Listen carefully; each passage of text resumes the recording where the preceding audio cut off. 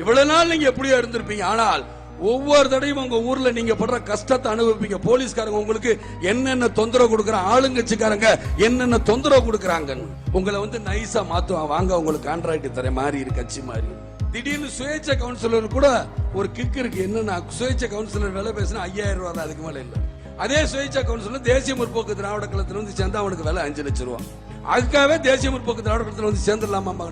என்னுடைய உண்மையான ரத்தம் இங்க இருக்கு, என்னுடைய உண்மையான தொண்டர்கள் இங்க இருக்கா. இதை தவிர எனக்கு பத்திரிகை நண்பர் அவங்களுக்கு தெரியும் திருச்சியில எவ்வளவு பார்த்திருக்கேன். இங்க பாரு, இன்னைக்கு எவ்வளவு நேரம் 5 மணி நேரம் நின்னனே. இது என்ன சாதாரண ஊர்வலமா? காசு கொடுத்து கூட்டிட்டு வர முடியுமா? இது என்ன சாதாரணமா? இதெல்லாம் ரத்தம். இவங்களை உங்களால அழிக்க முடியாது, அழிக்கவே முடியாது. உழைப்புல வந்தது.